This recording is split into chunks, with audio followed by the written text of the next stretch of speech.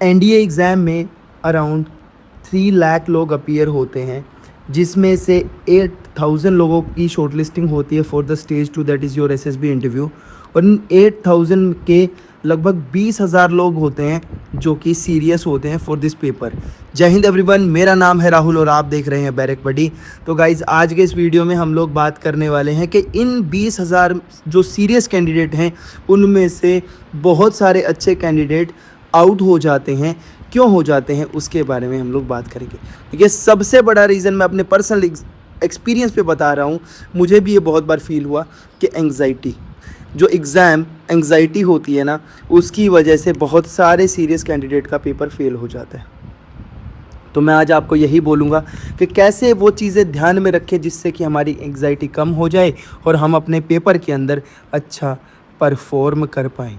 तो गाइज़, सबसे इम्पोर्टेंट चीज़ है कि जो भी ये 35 से 40 दिन बचे हुए हैं आपके हाथ में, इसके अंदर जो भी आप पढ़ रहे हो ना, एक स्ट्रक्चर को फॉलो करो। देखो, साइकोलॉजी में एक ज़ेग्रेनिक इफ़ेक्ट है जिसको 1927 में दिया गया था। उसमें बोला गया कि आपके टारगेट जितने क्रिस्प होंगे, जितने वेल रिटन होंगे और जितने ज़्यादा वेल डिफाइंड होंगे, क्लियर, शॉर्ट और क्रिस्प टारगेट आपको ये बताते हैं कि आपको करना क्या है। आपको कभी भी लाइफ में कन्फ्यूजन तो नहीं होती, रिज़ल्ट भी अच्छे आते हैं। दूसरी चीज़, आपको रेगुलर टारगेट सेट करने हैं। अगर आपको ये बात समझ में आ गई और आपने क्या किया, छोटे छोटे टारगेट रख लिए कि आज शाम तक मुझे ये करना है, कल शाम तक मुझे ये करना है, परसों शाम को ये करना है, और ये बात भी आपको एक दिन पहले नाइट में डिसाइड करनी है। दिन में डिसाइड करोगे तो काम नहीं होगा। फिर अगर आपने टारगेट डिसाइड कर लिए, टारगेट करते ही कोशिश करो चाहे 20 मिनट के लिए, लेकिन जो आपने पढ़ा है उसको पक्का रिवाइज़ करो। या रिवाइज़ नहीं करोगे तो ना तो आप लोग उसको अपनी परमानेंट मेमोरी में स्टोर कर सकते हो। जब परमानेंट मेमोरी में स्टोर नहीं है तो रिकॉल भी नहीं कर पाओगे, ठीक है। इसलिए पहले रिवाइज़ करोगे, तब आप रिमेंबर रख पाओगे उसको, और फिर ही आप क्या करोगे, रिकॉल कर पाओगे रियल पेपर के अंदर। कभी भी अब रिवीजन करते ही क्या होगा, आपको ये भी पता चलना शुरू हो जाएगा कि यार इस पर्टिकुलर सेक्शन के अंदर है ना, मैं कन्फ्यूज़ हो जाता हूँ और यहाँ पे मेरे क्वेश्चन ज़्यादा गलत होते हैं। तो इसीलिए जो आपके वीकर एरियाज़ है ना, वो भी स्ट्रॉन्ग बनते चले जाएंगे। इसलिए बोल रहा हूँ, कभी भी अपने वीक एरियाज़ को इग्नोर मत करो। गाइस, जो भी हम लोग फ्री नोट्स और आपको रिसोर्सेज देते हैं प्रधानमंत्री ज्ञान बांटो योजना के तहत, वो मिल जाएंगे सारे के सारे आपको टेलीग्राम चैनल के ऊपर, लिंक डिस्क्रिप्शन में दिया गया है। वहाँ से जा कर के डाउनलोड कर लेना। आप जैसे बहुत सारे लोग वहाँ से फ़ायदा उठा रहे हैं, एनडीए और सीडीएस दोनों ही प्लेटफॉर्म के ऊपर। दूसरा, अगर आप लोग लाइफ में मोटिवेशन चाहते हो, भैया अच्छा करो, अपनी लाइफ में अच्छा करो, मैं आपको ये कॉन्करर टी शर्ट दूंगा free of cost, if you will study hard and will qualify your exam. ना केवल उससे आपके पेरेंट्स को अच्छा फील होगा, एज अ टीचर मुझे भी अच्छा फील होगा कि हाँ यार, मेरे स्टूडेंट्स अच्छा कर रहे हैं। एंड अंत में ये बोलूँगा कि अगर आपको लगता है कि आपकी ऑनलाइन मीडियम में या घर बैठ के पढ़ाई नहीं हो पा रही, तो ऑनलाइन और ऑफलाइन दोनों ही मीडियम में एनडीए 1 2026, सीडीएस 1 2026 दोनों के एडमिशन 1 सितंबर से स्टार्ट हो जाएंगे। और अगर आप लोगों को एडमिशन चाहिए तो then you can take the admission. फिर आप लोग कभी भी मॉक टेस्ट को ओवरलुक मत करो। देखो यार, सीधी सी बात है कि एक पैक और रोशन स्टडी हुई थी 2009 के अंदर। उसने कहा कि जब तक हम लोग अपने आप को रियल कंडीशंस में टेस्ट नहीं करते, तब तक आपको रियल रिजल्ट भी नहीं मिलेंगे। फॉर एग्जांपल, आपने देखा होगा, मान लीजिए एनएसजी है या फिर स्पेशल फोर्सेस है या जो दूसरे लोग हैं, जितना वो ऑपरेशन के अंदर करते हैं उससे 10 गुना ज़्यादा वो अपनी ड्राई प्रैक्टिस के अंदर एफर्ट मारते हैं। सेम चीज़ यहाँ पे भी होगी कि जब तक आप लोग अपने आप को एग्ज़ाम लाइक कंडीशन में टेस्ट नहीं करोगे, तब तक क्या ही फ़ायदा होगा। क्योंकि एग्ज़ाम लाइक कंडीशन ही आपको बताएंगे कि आप कहाँ पे वीक हो। उन प्रॉब्लम को आपको एनालाइज़ करना है। अगर एनालिसिस भी स्किप कर देते हो तो तब भी कोई फ़ायदा नहीं है। और आपने क्या किया, आपने आपको एनालाइज़ किया, एनालाइज़ करने के बाद में आपने फोकस किया कि भैया मुझे ये एरियाज़ इंप्रूव करने हैं। और साथ ही साथ में कभी भी आप तोते मत बनो। देखो, दिस इज़ नॉट नीट और जेई का एग्ज़ाम, ठीक है। फिजिक्स का ही सेक्शन बता देता हूँ आपको, है ना, जो रेजिस्टेंस और रेजिस्टिविटी से क्वेश्चन मिलते हैं, वहाँ पे क्वेश्चन कैसे मिलेंगे, एप्लीकेशन बेस्ड मिलेंगे।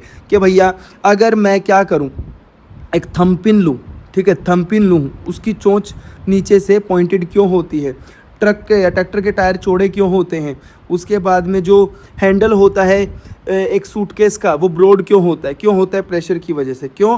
क्योंकि फोर्स पर यूनिट एरिया, जितना एरिया बढ़ाओगे उतना प्रेशर आपके ऊपर कम पड़ेगा, फोर्स तो कांस्टेंट है ही। तो सेम चीज़ यहाँ पे भी देखने को मिलेगी कि आपको कभी भी खाली थ्योरी के ऊपर फोकस नहीं करना, हमेशा फोकस करना है किसके ऊपर, प्रैक्टिकल नॉलेज के ऊपर भी, प्रैक्टिकल एप्लीकेशन के ऊपर भी। तब तक आपका कोई फ़ायदा नहीं होने वाला जब तक ये चीज़ आप कवर नहीं कर लोगे। आगे बढ़ते हैं। साथ ही साथ में आपको कभी भी अपने फिज़िकल और मेंटल आउटलुक के साथ में खिलवाड़ नहीं करना है, ये आपको याद रखना है। देखो, जितना कम सोओगे, इट इज़ वेल प्रूवन, मैंने कई बार बताया है। एक नेशनल स्लीप फाउंडेशन है, उन्होंने एक स्टडी कंडक्ट की थी, उन्होंने बताया था आप डे टाइम पे जो भी पढ़ोगे वो आपकी परमानेंट मेमोरी में कब स्टोर होगा, नाइट में।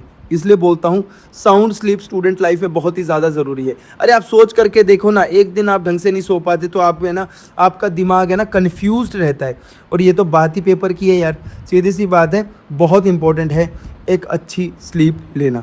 साथ ही साथ में स्लीप के साथ में आपको क्या करना है, अच्छी डाइट भी लेनी है। आप खाओ यार बर्गर चाउमीन, ठीक है, आप फास्ट फूड खाओगे तो क्या होगा, हार्ड फूड खाओगे, फास्ट फूड खाओगे तो जो ब्लड आपके ब्रेन तक जाना चाहिए, ब्रेन के सेल में जाना चाहिए, वो ब्लड ब्रेन में नहीं पहुंचेगा। कहाँ पहुंचेगा? ब्रेन से वो ब्लड पहुंच जाएगा आपके डाइजेस्टिव ऑर्गन्स की तरफ। डाइजेस्टिव ऑर्गन एक्स्ट्रा ब्लड का यूज़ करेंगे। क्यों? क्योंकि उनको डाइजेशन करना है एज सुन एज पॉसिबल। इसलिए बोल रहा हूँ जितना ज़्यादा सिंपल खाना खा सकते हो थोड़े दिन के लिए, जब तक आपका पेपर नहीं हो रही, फूड ही रहना छोड़ दो। क्यों?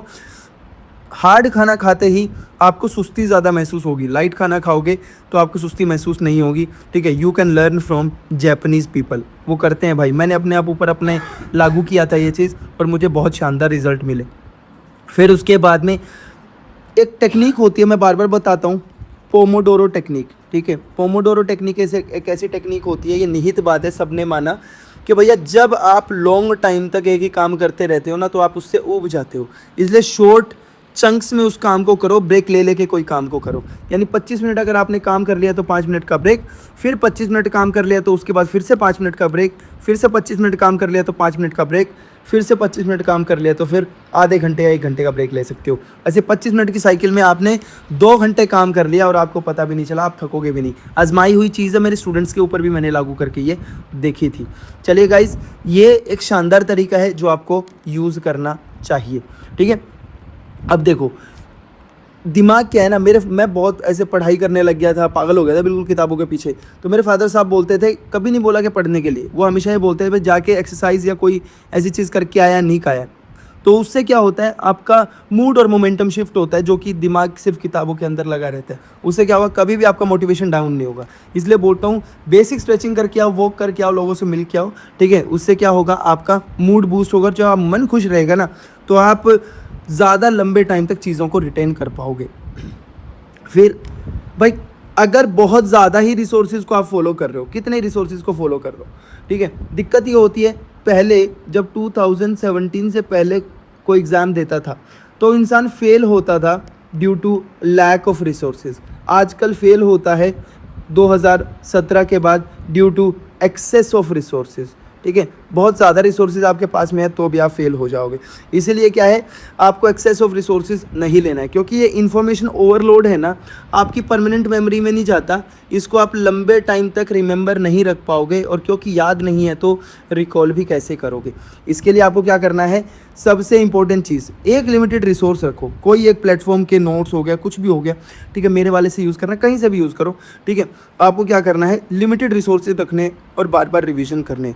दूसरा, जितना कंसिस्टेंट रहोगे उतना आपको रिजल्ट मिलेंगे। यार सोच करके देखो ना, एक दिन आपने 100 पुशअप मार लिए, अगले 10 दिन कुछ नहीं किया, फिर 200 पुशअप मार दिए, अगले 20 दिन पड़े रहे, आपकी बॉडी नहीं बनेगी। सिंपल सी बात है, ये तो बॉडी की बात है।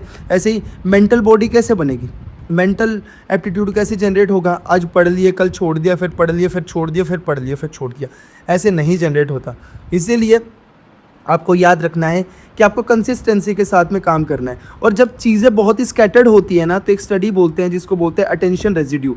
इसका मतलब क्या होता है कि जब आपके सामने चीज़ें बहुत स्कैटर्ड होंगी ना इधर उधर, तो कभी भी आप एक जगह पे फोकस नहीं कर पाओगे। आपको लगेगा जब इसके बारे में फोकस कर रहा हूँ तो इस पर ध्यान रहेगा, और जब इस पर फोकस करना चाहिए तो इस पर ध्यान रहेगा, और दोनों में से किसी पे भी फोकस नहीं कर पाओगे।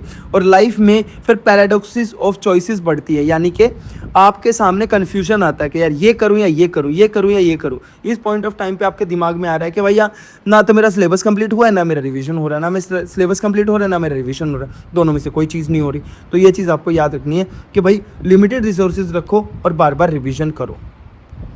फिर कभी भी लास्ट मिनट के ऊपर नई चीज़ों को, नई टॉपिक्स को क्रैम मत करो, क्योंकि जो आपकी कॉन्शियस और सबकॉन्शियस लेवल की अंडरस्टैंडिंग है ना, ये कंसेप्ट उसको क्या करता है, कंटेमिनेट करता है। ठीक है, कंटेमिनेट करने का काम करेगा। तो भैया आपको ये कंटेमिनेट नहीं होना देना है। आपको क्या करना है, बार बार, ठीक है, बार बार सेम ही चीज़ को रिवाइज करो। Minimum resources maximum revision. ठीक है, थोड़ा पढ़ो, आगे बढ़ो, इस कंसेप्ट पे आपको चलना है। पीएचडी बाद में कर लेना। ठीक है, फिर डिसऑर्गेनाइज्ड रिवीजन कभी मत करो। एक बार में एक सब्जेक्ट पढ़ा तो उसको जब तक ख़त्म नहीं कर लेते आगे मत पढ़ो। ठीक है, फिर अगला, फिर अगला, फिर अगला। जितना स्कैटर्ड होकर काम करोगे उतनी ज़्यादा समस्याएं आती रहेंगी। जितने नए टॉपिक पढ़ोगे और पुराने को रिवाइज़ नहीं करोगे तो ना तो नया ही रिवाइज़ होगा, ना पुराना ही रिवाइज़ होगा। पुराना भी भूल जाओगे और नया आपको आता ही नहीं है, तो दोनों में ही क्या होगे, कन्फ्यूजन ही होगी। इसलिए बोल रहा हूँ जितना आता है पहले उसको मजबूती से पक्का करो। फिर ये चेक करो कि आपको आता कितना है। चेक करने का सबसे बढ़िया तरीका क्या है? सबसे बढ़िया तरीका है PYQ हो गए, मॉक प्रैक्टिस हो गई और क्विज़ हो गई। ये सारी आपको सॉल्व करनी चाहिए। जितने अच्छे से क्वेश्चन सॉल्व करोगे उतना ज़्यादा बढ़िया है। देखो, एक फॉरगेटिंग कर्व की एक थ्योरी आई थी 1885 में। उसने बताया कि जब जब टाइम बढ़ेगा, ठीक है, जब जब क्या होगा, टाइम बढ़ेगा, ठीक है, जब जब टाइम बढ़ेगा तो इंसान क्या करता है, चीज़ों को फॉरगेट करना शुरू कर देता है टाइम बढ़ते ही। और सेम चीज़ यही तो होता है, टाइम बढ़ा तो इंसान चीज़ें भूल जाता है। अंत में इतना ही बोलूँगा कि भैया पेपर हो या लाइफ में कोई भी चीज़ हो, आप कुछ भी अचीव कर सकते हो। अगर इरादा एक हो और नेक हो तो सफलता ज़रूर मिलती है। जय हिंद एवरीवन। आज के इस वीडियो में इतना ही था। मिलते हैं अगले वीडियो के अंदर।